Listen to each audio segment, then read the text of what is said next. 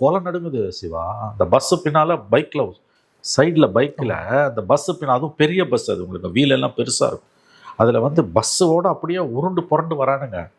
அந்த பஸ்ஸோட இதில் வந்து சில பேர் சிக்கியிருக்கான். இது தெரியாமல் பார்க்குறாரு. பார்த்துட்டு கண்டுக்காமல் இவர் பஸ் போய்கிட்டே இருக்கு. அதுவும் ஏன் வழக்கு பதிவு பண்ணல? அது ஏன் ஹிட் அண்ட் ரன் கேஸ் நீ பதிவு பண்ணல? அந்த அவர் கேட்ட ரொம்ப அருமையான கேள்வி, ஜட்ஜு கேட்ட ரொம்ப அருமையான கேள்வி, அந்த பஸ்ஸை ஏன் பறிமுதல் பண்ணல? முதல் வேலை அந்த பஸ்ஸை பறிமுதல் பண்ணியிருக்கணும். ஏன்னு கேட்டிங்கன்னா அது வந்து இந்த குற்ற சம்பவத்தில் முக்கியமான ஒரு சாட்சி. அது பஸ்ஸை பறிமுதல் பண்ணி கொண்டு போய் பாதுகாப்பான இடத்துல நீங்கள் வைங்க, கோர்ட்டில் போட்டு அவங்க எடுத்துக்கிட்டோம்.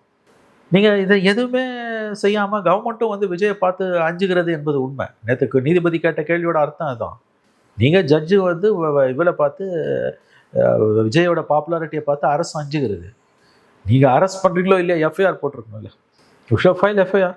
கைது பண்ணால் செல்வாக்கு உயர்ந்துடும் நினைக்கிறாங்க. இருக்கலாம், பயப்படுறாங்க.